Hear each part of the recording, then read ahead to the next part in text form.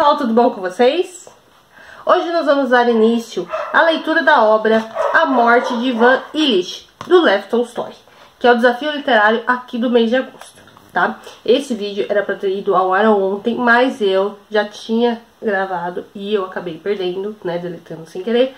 Quem me segue lá no Instagram viu o meu stories e assim, eu fiquei muito chateada, hashtag chateada, mas, né, acontece e eu resolvi fazer rapidinho aqui, gravar de novo e colocar junto com a leitura de hoje, de domingo. Então hoje vocês vão ver a leitura que ia ao ar ontem e a de hoje, junto, tá bom?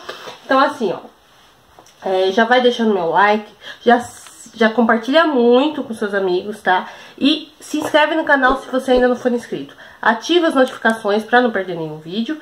E também, né, muito importante, deixar seus comentários, sempre, enfim, comentando qual próxima obra você quer ver aqui no Desafio Literário, né, do mês de setembro. Eu vou trazer opções, mas você pode deixar, sim, sugestões sem problema. Inclusive sugestões de conteúdos e tudo mais. Tá bom, pessoal? Infelizmente eu não tô conseguindo trazer os vídeos com a frequência de antes, porque eu estou sem computador, né? O que eu tenho não tá legal, né? Então, assim, tá bem complicado mesmo. Mas não vai demorar. Eu tô otimista que logo, logo meu computador volta e eu consigo voltar a fazer a frequência certinha, tá bom? Então vamos lá. Vamos dar início aqui à leitura. Hoje a gente vai ler até a página 17, tá bom? E vamos iniciar então aqui, ó, na página 7. Essa edição que eu tenho é da editora 34, tá? E essa tradução é muito legal. Então vamos lá. No vasto edifício do foro, no intervalo do julgamento da família Mielvinsky, os juízes e o promotor reuniram-se no gabinete de Ivan Yegorovich Shebek. E a conversa versou sobre o célebre caso Krasov. Fyodor Vassilievich exaltou-se, procurando demonstrar a incompetência dos tribunais. Ivan Yerogovich insistiu no seu ponto de vista, e Piotr Ivanovich, que não interviera na discussão desde o início, continuava a não participar dela e corria os olhos pelo Viademost, que acabavam de trazer. Senhores, disse ele, morreu Ivan Ilitch. Será possível? Aqui está, leia, disse ele a Fyodor Vassilievich, entregando-lhe o jornal fresco, ainda cheirando a tinta. Havia ali a seguinte notícia, envolvida por uma tarja preta. Praskovia Fyodorovna Golovina comunica, com dor na alma a seus parentes e conhecidos, o falecimento do seu amado esposo, o juiz Ivan Ilitch Golovin, ocorrido em 4 de fevereiro do corrente ano de 1882. O féretro sairá nesta sexta-feira, à 1 da tarde. Ivan Ilitch era colega dos cavalheiros ali reunidos, e todos gostavam dele. Estivera doente algumas semanas. Dizia-se que sua doença era incurável, não fora substituído no cargo durante a moléstia. Mas sugeria-se que no caso de sua morte seria provavelmente substituído por Alexiev, e este, o seu cargo, por Vinnikov ou Stebel. De modo que, ao ouvirem a notícia da morte de Ivan Ilitch, o primeiro pensamento de cada um dos que estavam reunidos no gabinete teve por objeto a influência que essa morte poderia ter sobre as transferências ou promoções tanto dos próprios juízes como dos seus conhecidos. Agora, certamente, receberei o posto de Stebel ou de Vinnikov, pensou Fyodor Vassilievich. Isso já me foi prometido há muito tempo. E esta promoção significa um aumento de 800 rublos além da chancelaria. Será preciso agora pleitear... Deixa eu arrumar aqui. Ai, acho que assim fica melhor. Será preciso agora pleitear que meu cunhado seja transferido de Kaluga, pensou Piotr Ivanovich. Minha mulher ficará muito contente, e não se poderá mais dizer que eu nunca lhe fiz nada pelos parentes dela. Bem que eu pensava que ele não se levantaria mais, disse Pietro Ivanovich. É pena. Mas o que foi mesmo que ele teve? Os médicos não souberam precisar. Ou melhor, precisaram, mas de diferentes maneiras. Quando eu o vi pela última vez, tive a impressão de que ia ficar bom. Eu não estive na sua casa desde o último feriado. Estava sempre me preparando para visitá-lo. E ele tinha posses? Parece que a mulher tem algo, porém muito pouco, qualquer coisa de todo insignificante. Sim, temos que fazer uma visita. Eles moravam tremendamente longe, isto é, longe da sua casa. Mas tudo fica longe da sua casa. Aí está um que não pode perdoar-me o fato de eu morar na outra margem do rio, disse Piotr Ivanovitch, com um sorriso na direção de Chebec. Passaram a comentar as grandes distâncias na cidade e depois foram à sala de sessões. Além das considerações suscitadas em cada um por esta morte, sobre transferências e possíveis alterações no serviço, o próprio fato da morte de um conhecido tão próximo despertou, como de costume, em cada um que teve dela conhecimento, um sentimento de alegria pelo fato de que morrera um outro e não ele. Aí está, morreu e eu não. Pensou ou sentiu cada um. Quanto aos conhecidos mais próximos, ou assim chamados amigos de Ivan Ilitch, pensaram então involuntariamente também que precisavam, agora, cumprir umas obrigações muito cacetes, ir às exéquias e também fazer uma visita de pêsames à viúva. Os mais chegados ao extinto eram Fyodor Vasilievich e Piotr Ivanovitch. Esse último fora seu colega na faculdade de Direito e considerava-se com certas obrigações para com Ivan Ilitch. Depois de comunicar à mulher durante o jantar a notícia da morte e algumas considerações sobre a possibilidade da transferência do cunhado para a mesma comarca, Piotr Ivanovitch nem se deitou para descansar, mas vestiu o fraque e dirigiu-se à casa de Ivan Ilitch. Uma carruagem e 2 cocheiros estavam parados à entrada do prédio. Embaixo da antessala, junto ao cabide, estava encostada na parede a tampa do caixão, coberto de brocado, com pompons e galões lustrados. 2 senhoras de preto estavam tirando as peliças dos que chegavam. Uma era conhecida, a irmã de Ivan Ilitch, a outra desconhecida. Schwartz, colega de Piotr Ivanovitch, estava vindo de cima e, tendo visto de um degrau superior àquele que entrava, parou e piscou-lhe um olho, como que dizendo: o que Ivan Ilitch fez foi uma tolice. Você e eu somos de outro estofo. O rosto de Schwartz, provido de suíças inglesas, e todo o seu vulto magro de fraque expressavam, como sempre, uma solenidade elegante, e essa solenidade, tão contraditória com o gênio brincalhão de Schwartz, tinha ali um sabor peculiar. Foi o que pensou Piotr Ivanovitch. Tendo cedido o caminho às senhoras, seguiu-as devagar, escada acima. Schwartz não desceu, parando no alto da escada. Piotr Ivanovitch compreendeu para que o fazia. Provavelmente queria combinar uma partida de whist para aquela noite. As senhoras foram ver a viúva e Schwartz, os lábios robustos dobrados com seriedade, o olhar brincalhão, fez a Piotr Ivanovitch um sinal com as sobrancelhas na direção da direita do quarto do defunto. Piotr Ivanovitch entrara naquela casa sem saber, como sempre acontece, o que deveria fazer ali. Sabia uma coisa, que nesses casos nunca é demais fazer o sinal da cruz. Não tinha muita certeza se era necessário também inclinar-se e por isso escolheu uma solução intermediária. Entrando no quarto, começou a persignar-se e como que a inclinar-se um pouco. Ao mesmo tempo, examinava o quarto, na medida em que lhe permitiam os movimentos que fazia com a cabeça e os ombros. 2 jovens, um dos quais ginasiano, provavelmente sobrinhos do falecido, saíam do quarto, persignando-se. Uma velhinha estava parada, imóvel, e uma senhora com sobrancelhas estranhamente erguidas murmurava-lhe alguma coisa alto, com uma expressão que excluía qualquer contestação, pisando com passos leves diante de Piotr Ivanovitch. O ajudante de copeiro Gerazim polvilhou o chão com algo. Vendo isso, Piotr Ivanovitch sentiu no mesmo instante um odor ligeiro do cadáver em decomposição. Por ocasião da última visita a Ivan Ilitch, ele vira aquele copeiro no escritório. Exercia então a função de uma enfermeira e Ivan Ilitch gostava particularmente dele.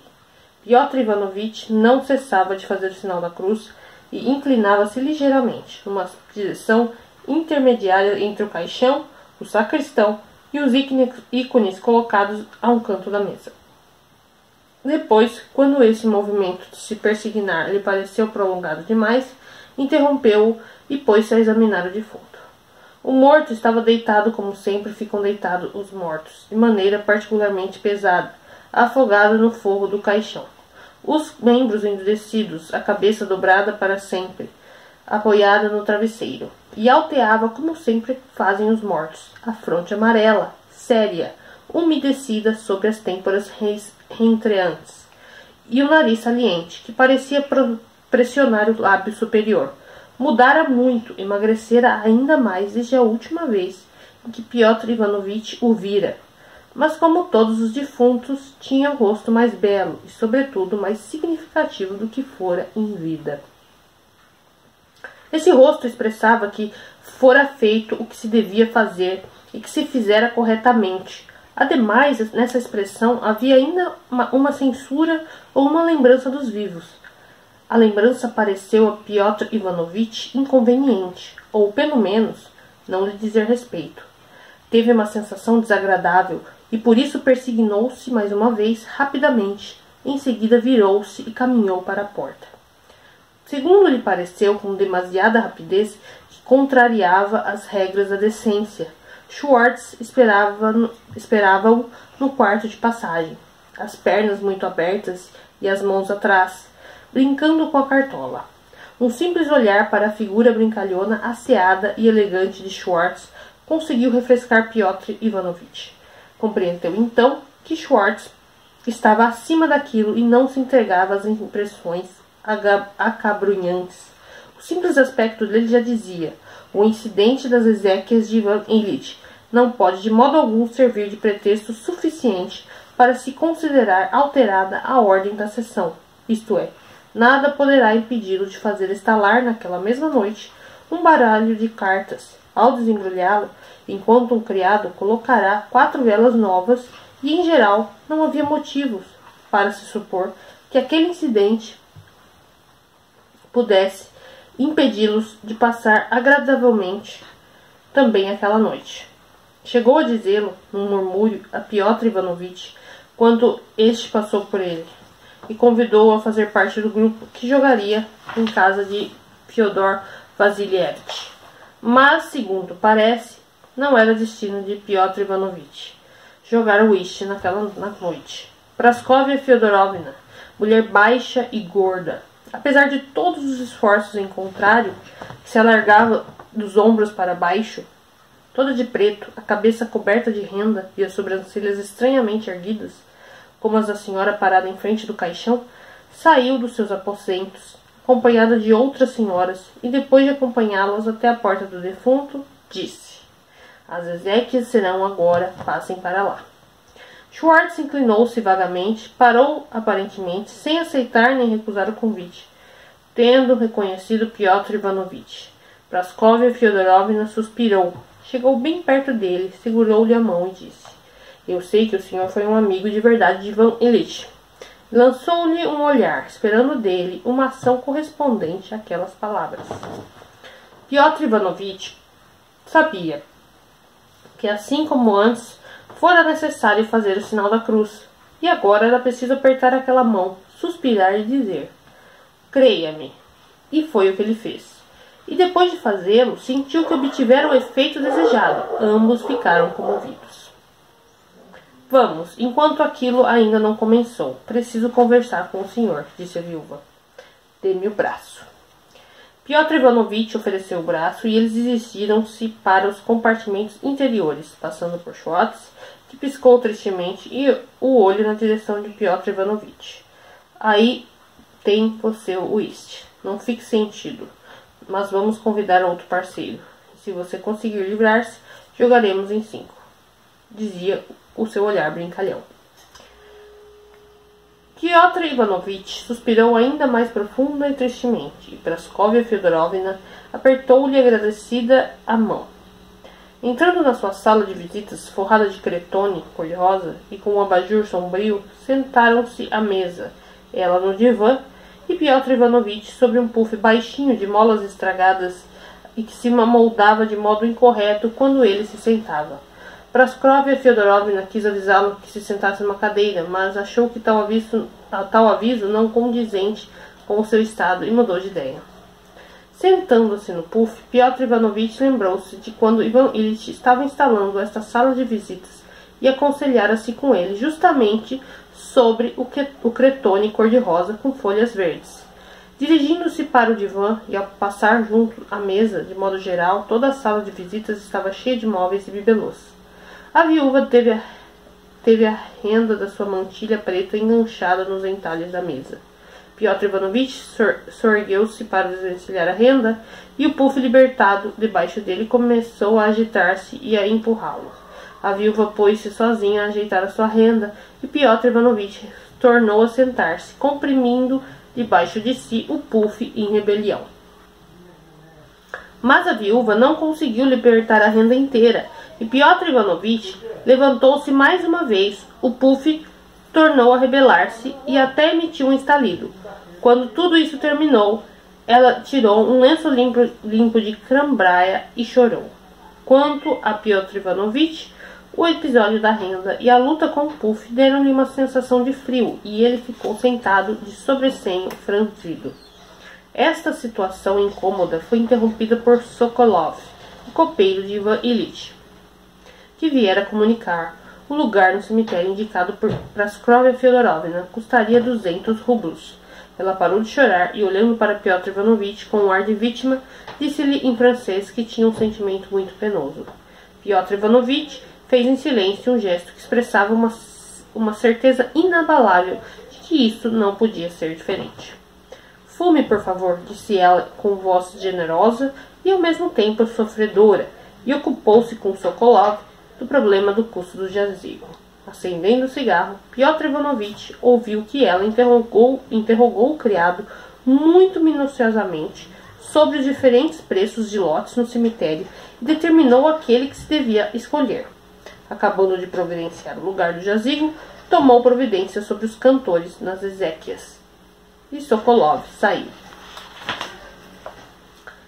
Eu faço tudo sozinha, disse ela a Piotr Ivanovich, afastando para um lado os álbuns que estavam sobre a mesa. E percebendo que a cinza constituía uma ameaça à mesa, empurrou sem vacilar um cinzeiro para perto de Piotr Ivanovich, dizendo: considero um fingimento dizer que por causa do desgosto não posso ocupar-me de assuntos práticos. Pelo contrário, se alguma coisa pode, não digo consolar-me, mas distrair-me, são as preocupações relacionadas com ele próprio. Apanhou novamente o lenço, como que se preparando para chorar, e de repente, como se fizesse um esforço sobre si mesma, sacudiu-se e passou a falar tranquilamente. Mas eu tenho um caso a tratar com o senhor. Piotr Ivanovich inclinou-se e procurou evitar que se separassem as molas do puff, o qual imediatamente se mexeu debaixo dele. Nos últimos dias, ele sofreu horrivelmente. Sofreu muito? Perguntou Piotr Ivanovich. Ah, foi terrível. Nos últimos, não digo minutos, mas horas, ele não parou de gritar. Gritou sem cessar 3 dias seguidos. Era intolerável. Aí. Vai caindo, peraí, gente. Aí foi. Aí foi. Ele sofreu... gritou sem cessar 3 dias seguidos. Era intolerável. Não consigo compreender como suportei isso. Ouvia-se tudo, atrás das 3 portas. Ah, o que eu tive de sofrer. Mas será que ele tinha consciência de tudo? Perguntou Piotr Ivanovich. Sim, murmurou ela. Até o último instante. Despediu-se de nós 1/4 de hora antes de morrer. E ainda pediu que levássemos dali Volodya. De repente, Piotr Ivanovich horrorizou-se com a lembrança do sofrimento de um homem que ele conhecera tão intimamente, a princípio como um menino alegre, um escolar, e depois como um parceiro adulto no jogo, e horrorizou-se, não obstante a consciência desagradável do fingimento dele e dessa mulher. Tornou a ver aquela testa, o nariz que parecia comprimir o lábio, e ficou com medo por si mesmo. 3 dias de sofrimentos terríveis depois da morte. Bem que isso pode acontecer comigo também. Agora, a qualquer momento, pensou e assustou-se por um instante, mas imediatamente, ele mesmo não sabia como, acudiu em seu auxílio a ideia costumeira de que aquilo sucedera a Ivan Ilitch e não a ele, e que não devia nem podia acontecer-lhe, que pensando aquilo, ele se entregava a um estado sombrio de ânimo, e que não devia fazer como se constatava pelo rosto de Schwartz. E tendo feito essa reflexão, Piotr Ivanovitch acalmou-se e pôs-se a interrogar com interesse a viúva sobre pormenores do passamento de Ivan Ilitch, como se a morte fosse uma aventura inerente a Ivan Ilitch apenas, e de modo nenhum a ele também. E depois de uma conversa sobre detalhes dos tormentos físicos realmente terríveis sofridos por Ivan Ilitch, Piotr Ivanovitch soube desses detalhes unicamente na medida em que os sofrimentos de Ivan Ilitch atuaram sobre os nervos de Praskovia Fyodorovna. A viúva, pelo visto, achou necessário passar aos assuntos práticos. Ah, Piotr Ivanovitch, como é penoso, terrivelmente penoso, e tornou a chorar. Piotr Ivanovitch suspirava, esperando que ela acabasse de se assoar, e a seguir ele disse: creia-me. E ela tornou-se novamente loquaz e disse que o constituía provavelmente o principal assunto que tinha a tratar com ele. Ela consistia em saber como obter dinheiro do tesouro em consequência da morte do marido. Ela fingiu pedir a Piotr Ivanovitch um conselho sobre a pensão a receber, mas ele via que a mulher já estava a par até as menores minúcias, mesmo daquilo que ele não conhecia. Ela sabia tudo o que era possível abocanhar do tesouro, em virtude daquela morte, mas queria saber se não era possível de algum modo abocanhar ainda mais. Piotr Ivanovitch esforçou-se em inventar um meio de consegui-lo. Mas tendo pensado um pouco e também por decência, censurado o nosso governo pela sua avareza, disse que provavelmente não se podia obter mais nada. Então ela suspirou e pareceu pensar num meio de livrar-se do seu visitante. Ele compreendeu-o, agarrou o cigarrinho, ergueu-se, apertou-lhe a mão e dirigiu-os para a antessala. Na sala de jantar, com a pêndula, que Ivan Ilitch ficara tão contente de ter comprado numa loja de Belchior, Piotr Ivanovitch encontrou o sacerdote e mais alguns conhecidos que vieram para as exéquias, e viu uma jovem bonita que ele conhecia, filha de Ivan Ilitch. Estava toda de preto, a sua cintura muito fina parecia ter se afinado ainda mais. Tinha um ar sombrio, decidido, quase irado. Cumprimentou Piotr Ivanovitch como se este fosse culpado de algo. Atrás da filha estava um jovem rico que se conhecia também e que tinha o mesmo ar de pessoa ofendida, juiz de instrução, segundo ouvira dizer, noivo da moça. Fez na direção de ambos uma saudação melancólica e quis passar para o quarto do defunto, quando surgiu, sob a escada, a figurinha do filho de Ivan Ilitch, um ginasiano e tremendamente parecido com o pai. Era Ivan Ilitch quando pequeno, como Piotr Ivanovitch se lembrava dele na faculdade de Direito. Tinha os olhos de choro e, ao mesmo tempo, tais como costumam ter os meninos não muito puros de 13 a 14 anos. Vendo Piotr Ivanovitch, o menino começou a franzir, severo e envergonhado, o rosto. Piotr Ivanovitch fez um aceno de cabeça na sua direção e entrou no quarto do defunto.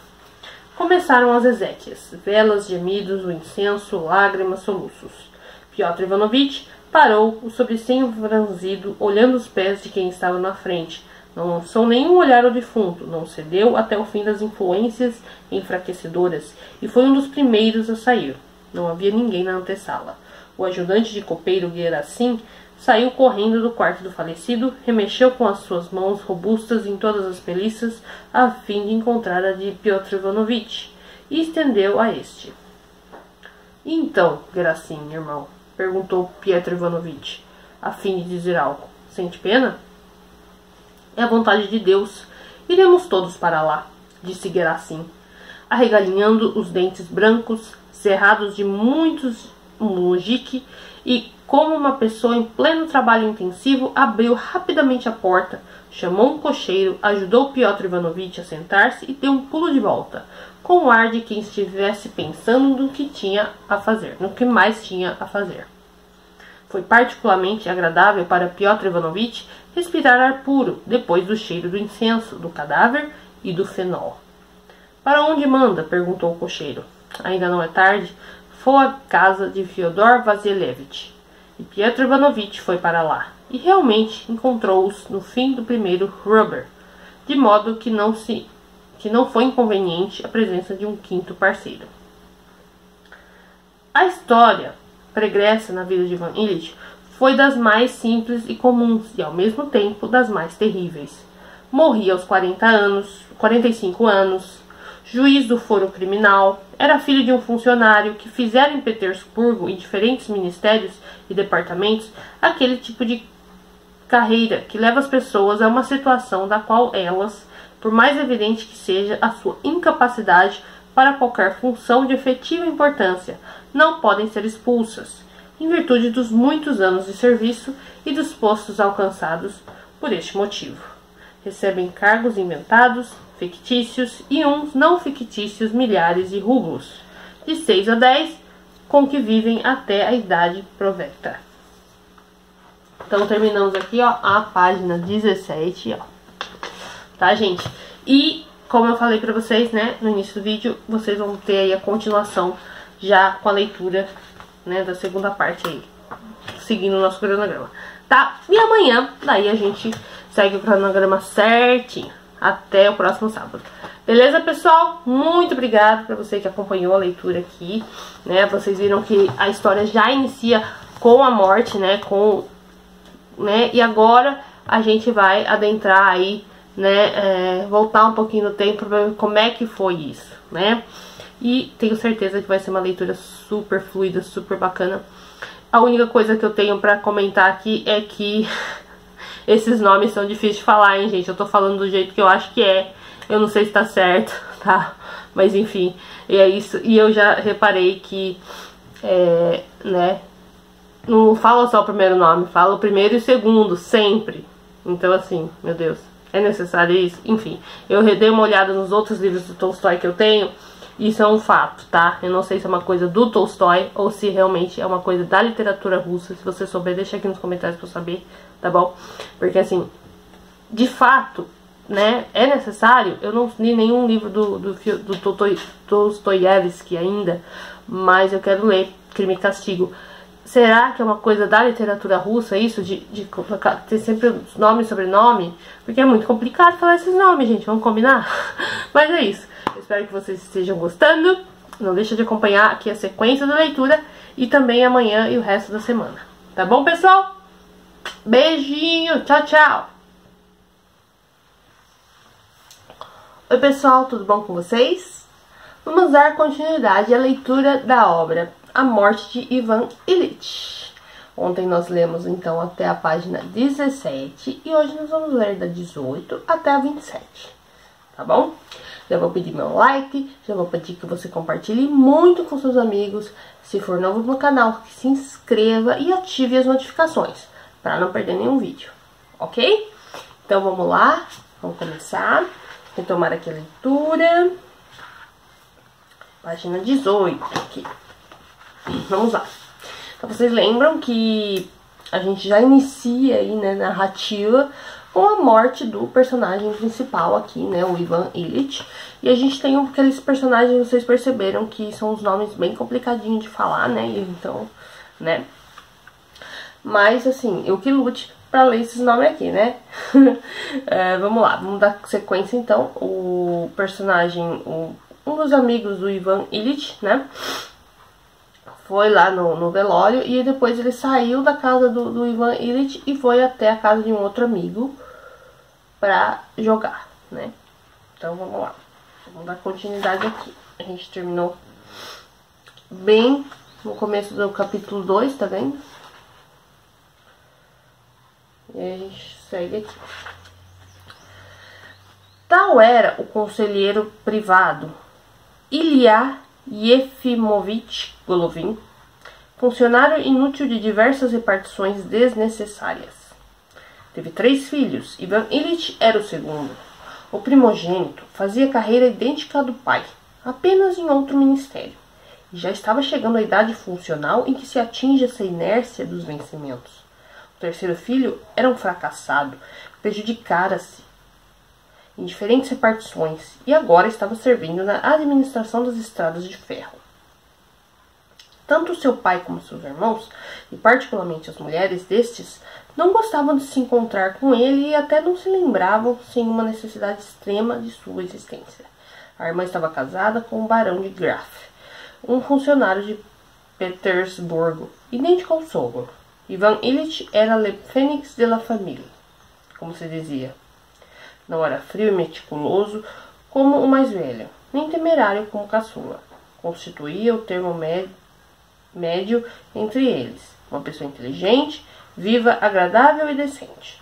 Cursou a faculdade de Direito junto com o irmão mais moço, e este foi expulso do 5º ano e não terminou o curso, enquanto Ivan Ilyich brilhava nos estudos, recebendo depois o diploma. Na faculdade, ele já era aquilo que seria no decorrer de toda a sua existência.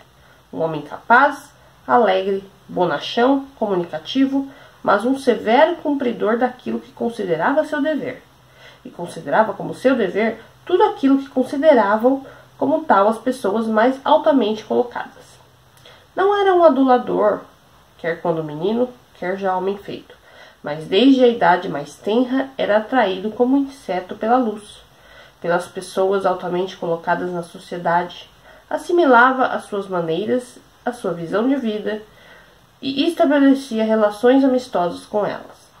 Passou por todos os arrebatamentos da infância e juventude, sem que esses lhe deixassem grandes vestígios. Entregou-se tanto à sensualidade como à vaidade, e finalmente, nos últimos anos do curso, ao liberalismo, mas tudo dentro de determinados limites, que se eram indicados com precisão pelo seu sentimento. Cometeu na faculdade algumas ações que antes pareciam-lhe grandes ignomínia, e que suscitaram nele asco por si mesmo, no momento em que as cometia. Mas percebendo ulteriormente que essas ações eram cometidas também pelas pessoas altamente colocadas, e não eram consideradas por elas como ações más, não é que ele as tivesse considerado boas, mas esqueceu-as de todo e não se entristecia um pouco sequer ao lembrá-las. Tendo concluído o curso de Direito na 10ª classe e recebido de seu pai dinheiro para o uniforme, Ivan Ilyich encomendou um terno com charmer, pendurou no berloque uma medalhinha com a inscrição Spes Finem, despediu-se do que em latim quer dizer o fim. Despediu-se do príncipe e educador, jantou com os colegas num restaurante Donon e, provido de mala, roupas de cima e de baixo, petrechos de barba e de toilette e manta de lã, encomendados e comprados nas melhores lojas, tudo de acordo com a última moda. Viajou para a província, a fim de ocupar o cargo de funcionário adido ao governador, para o desempenho de encargos especiais, que lhe fora arranjado pelo pai. Na província, Ivan Ilyich imediatamente arrumou para si uma situação tão fácil e agradável como a que tivera na faculdade. Prestava serviços, fazia carreira e ao mesmo tempo divertia-se agradável e decentemente. De raro em raro era encarregado de ir aos distritos. Comportava-se com dignidade, quer com os superiores, quer com os inferiores, e com exatidão e uma honestidade incorruptível, da qual não podia deixar de se orgulhar. Desempenhava os encargos recebidos, na maioria relacionados com as seitas dissidentes. Em tudo que se relacionava com as suas funções, ele era, não obstante, a sua mocidade e a tendência para uma alegria leve extremamente controlado, oficial e até severo, mas em sociedade era frequentemente brincalhão e espirituoso, e sempre bonachão, decente e bon enfant, em francês, bom menino. Como diziam ele, o seu chefe e a esposa deste, junto aos quais ele era pessoa da casa. Teve na província uma ligação com uma das senhoras locais, que se agarrou ao elegante jurista, e houve também certa modista, e houve bebedeiras com oficiais da guarda pessoal do Tsar, de passagem pela cidade e idas à rua distante após a ceia.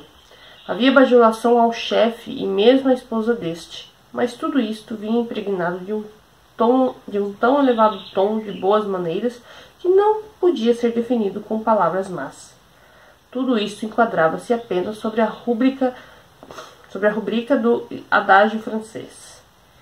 Il faut que Genèse se passe. Aproximadamente. Deve-se doar as faltas que os jovens cometem por inexperiência.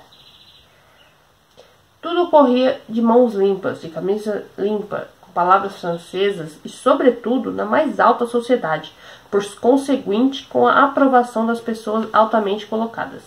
Assim, Ivan Ilitch serviu durante 5 anos, quando teve lugar uma alteração no serviço. Surgiram novas instituições judiciárias e precisou-se de gente nova. E Ivan Ilitch tornou-se uma dessas pessoas novas. Foi-lhe oferecido o cargo de juiz de instrução e aceitou-o, embora o cargo fosse em uma outra província e ele precisasse deixar as relações estabelecidas e criar novas. Os amigos fizeram a Ivan Ilitch uma despedida, presentearam-o com uma cigarreira de prata e ele foi ocupar o seu novo cargo.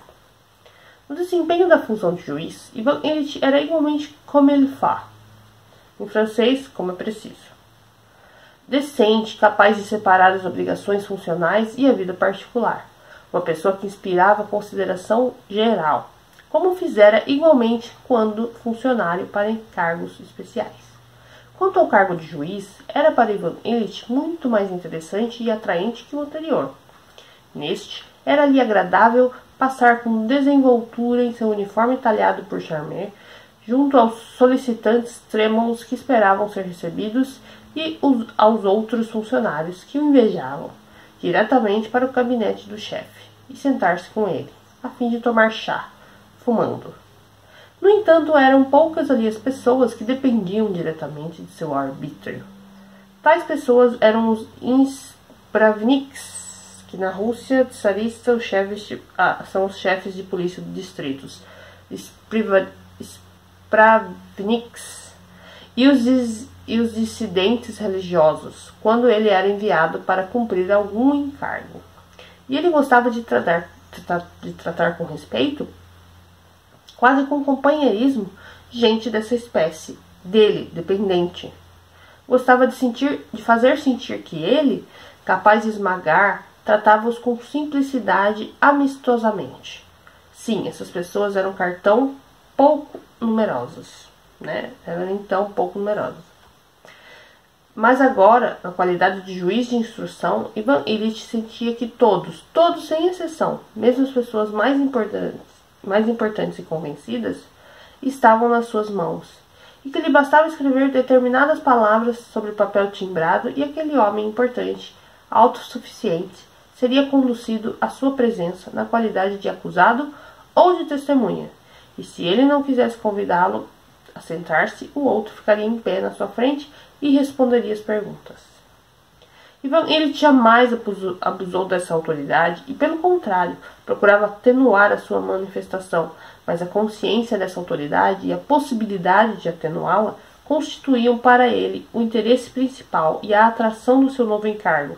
Quanto ao serviço propriamente dito, isso é, aos processos de instrução, Ivan Ilitch assimilou muito depressa os meios de afastar de si todas as circunstâncias estranhas, bem como os de enquadrar mesmo os casos para mais complicados numa forma graças à qual se apresentassem no papel apenas externamente, excluído de todo o ponto de vista pessoal de Ivan Ilitch e, sobretudo, se cumprissem todas as formalidades exigidas, tratava-se de uma ocupação nova, e ele foi um dos primeiros homens que elaboraram na prática a aplicação dos decretos de 1864.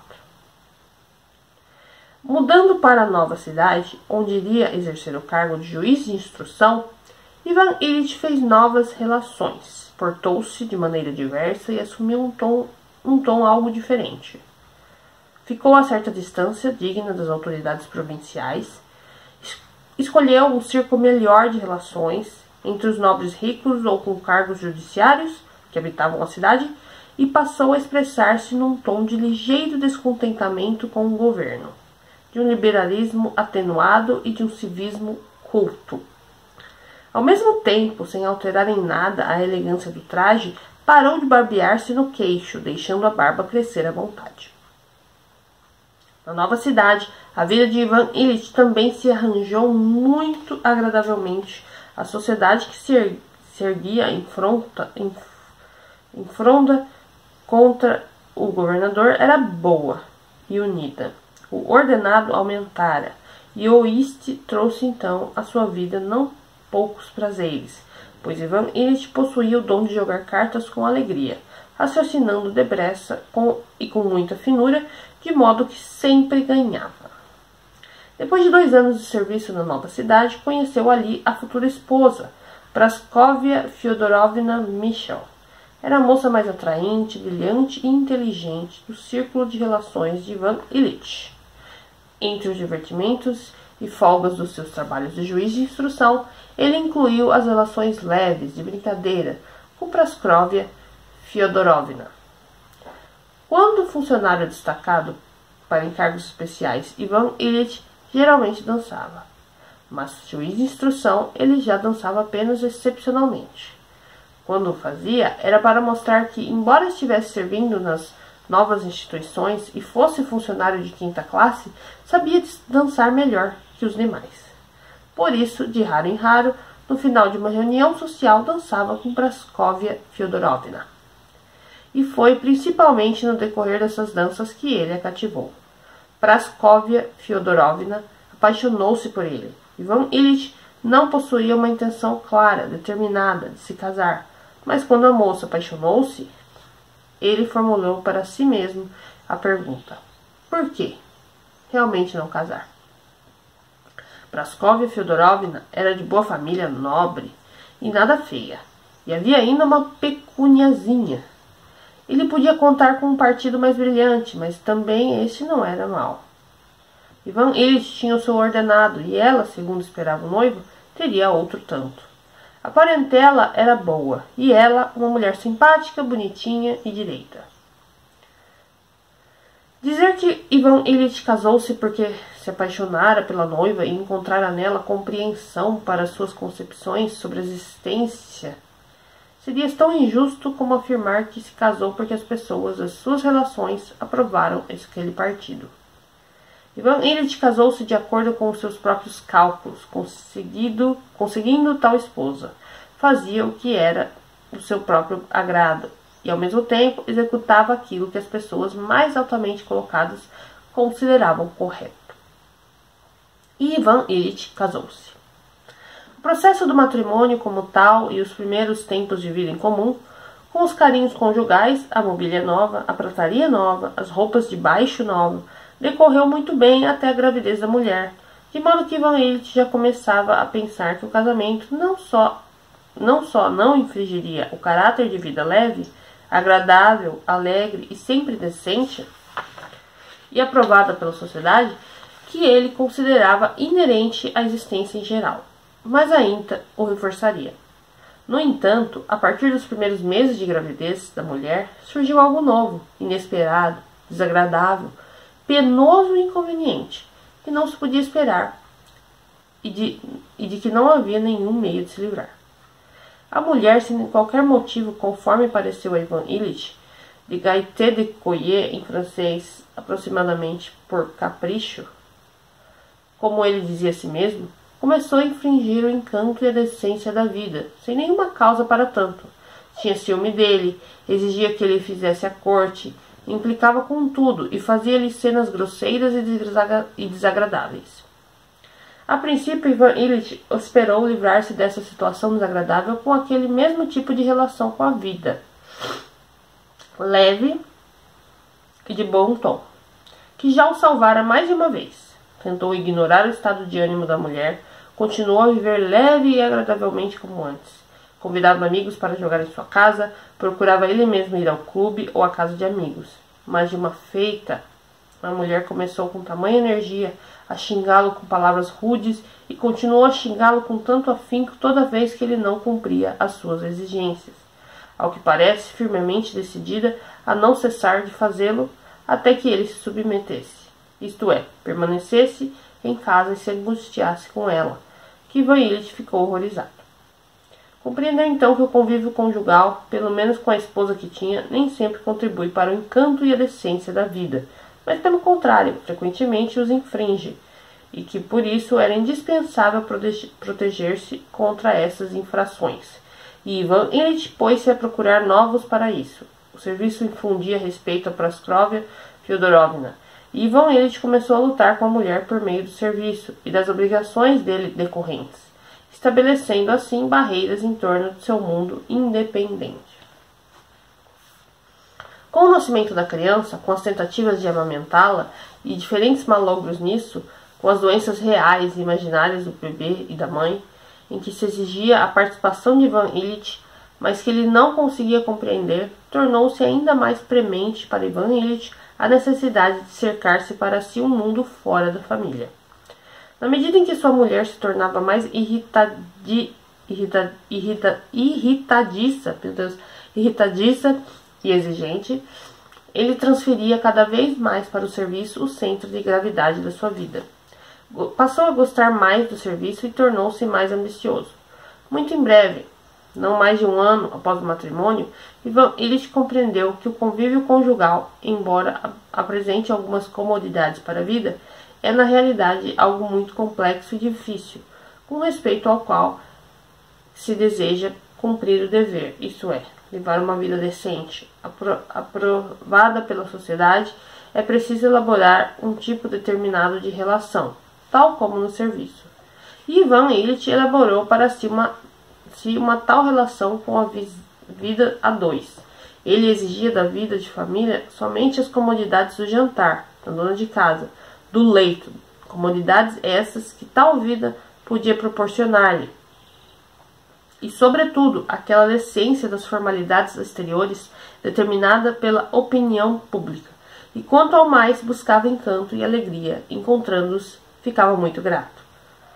Se, pelo contrário, defrontava-se com resistência e resmungos, transferia-se imediatamente para o seu mundo isolado, que cercara de uma barreira, o mundo de sua vida funcional, e nele encontrava encanto. Ivan Ilitch era apreciado como bom funcionário e, passados 3 anos, tornou-se suplente de promotor. As novas obrigações, a importância destas, a possibilidade de processar e fazer encarcerar qualquer um, o caráter público dos seus discursos, o êxito que tinha, tudo isso atraía-o ainda mais para sua vida funcional. Vieram filhos, sua mulher ficava cada dia mais resmungona e zangada, mas as relações com a vida doméstica, elaboradas por Ivan Ilitch, tornavam-no quase impenetrável aos resmungos dela. Depois de 7 anos de serviço na mesma cidade, Ivan Ilitch foi transferido para um cargo de promotor em outra província. Eles mudaram-se, o dinheiro era escasso e o lugar onde se instalaram não agradou a Praskovia Fyodorovna. O ordenado era maior, mas a vida mais cara. Morreram 2 filhos e, por isso, a vida da família fez-se ainda mais agradável para Ivan Ilitch. A esposa censurava por todos os percalços ocorridos neste novo local de residência. A maioria dos assuntos de conversa entre marido e mulher, sobretudo a educação dos filhos, levava a questões sobre as quais havia lembrança de dissensões, e a cada momento podiam deflagrar-se brigas. Sobravam apenas uns raros períodos de paixão que às vezes assaltavam os esposos, mas que duravam pouco. Eram ilhotas, as quais eles atracavam por algum tempo, mas depois novamente se lançavam ao mar da hostilidade oculta, que se manifestava no afastamento entre eles. Esse afastamento podia magoar Ivan Ilitch se ele não julgasse que tudo devia ser realmente assim, mas ele já considerava essa situação não só normal, como também o objetivo da sua atuação na família. O seu objetivo consistia em livrar-se cada vez mais dessas contrariedades e dar-lhes um caráter de inocuidade e decência, e alcançava-o passando cada vez mais tempo com a família. E quando não conseguia evitá-lo, procurava garantir a sua situação com a presença de pessoas estranhas. Mas o principal era o fato de existir, a sua vida de funcionário. Todo o interesse da existência concentrou-se para ele no mundo do judiciário. E esse interesse absorvia-o. A consciência de seu poderio, da possibilidade de aniquilar a qualquer pessoa, a imponência, mesmo exterior, ao entrar no tribunal e nas entrevistas com os subalternos, o seu êxito diante dos superiores e dos que lhe eram subordinados, e sobretudo a sua mestria em conduzir os casos criminais que ele sentia, tudo isso alegrava-o e enchia-lhe a existência. A par das conversas com os amigos, os jantares, o whist, de modo que, em geral, a vida de Ivan Illich continuava a desenvolver-se de modo que ele julgava adequado, agradável e decentemente. Assim viveu ele mais 7 anos. A sua filha mais velha já estava com 16.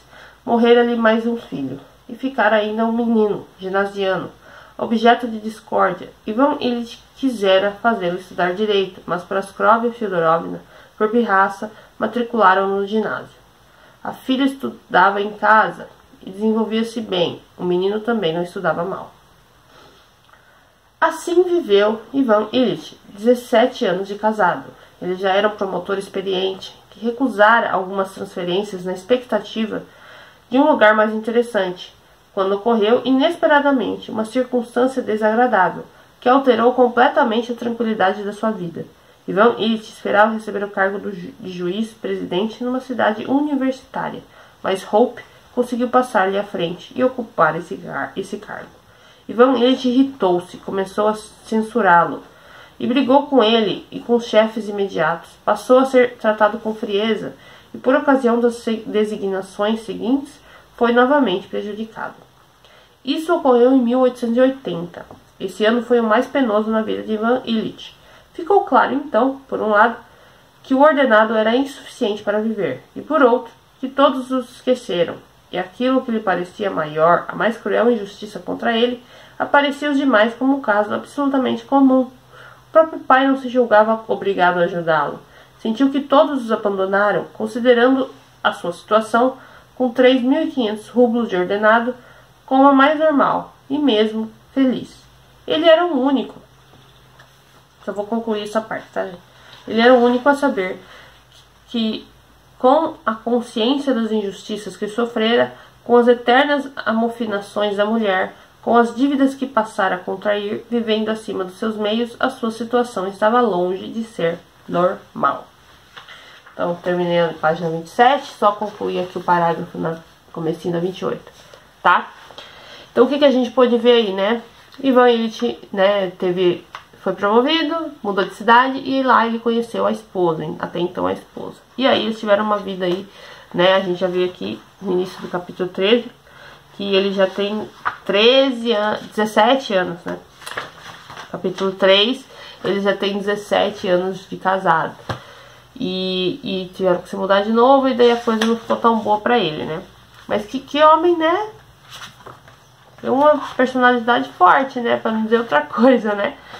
Bom, amanhã a gente continua então, tá? Tô gostando bastante. É uma leitura um pouco difícil por conta dos nomes. E aqui, nessa edição da editora 34, tem rodapé explicando. Então, algumas vezes eu vou ler pra vocês.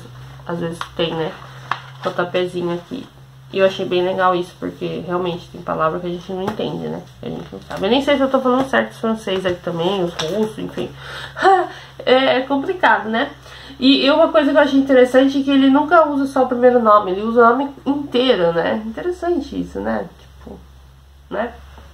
Sempre vai aparecer Ivan Illich, não vai nunca só aparecer Ivan, vai sempre aparecer Ivan Illich, assim como os outros personagens. Vão estar sempre com o primeiro e com o último nome. Interessante isso. Será que isso é uma coisa do Tolstói? Eu vou olhar depois nos outros livros do Tolstói que eu tenho, se é uma constante, né? Não sei se outros escritores russos também utilizam disso. Mas deve ser, né? Um padrão, não sei. Coloca aqui nos comentários pra mim, porque esse é o primeiro a primeira obra russa que eu leio, tá, gente? Depois eu vou partir pra Guerra e Paz e Ana Karenina. Inclusive, assim que eu terminar Os Miseráveis, né, que se você não tá acompanhando o diário de leitura, já tem um lá na playlist. E na semana que vem vai ter outro, tá? Eu tô lendo Os Miseráveis, do Victor Hugo. E é uma escrita super tranquila, assim, bem fluida. Ainda que tenha as digressões, né, que são um pouco, né, complicadas, porque foge completamente a narrativa. Quer dizer, não é que foge, tem a ver, né? Tudo tem a ver, tudo tá conectado ali. Mas, tipo, às vezes ele fala muito, né? Muitas páginas de digressão. Aí isso fica um pouco, né? Pesado. Mas tá fluindo legal. E eu tô fazendo aqui o diário de leitura pra vocês. Então, amanhã eu volto com a leitura de A Morte de Ivan Ilitch, tá bom? E deixa meu like, gente, não esquece, tá bom? Beijo, até amanhã.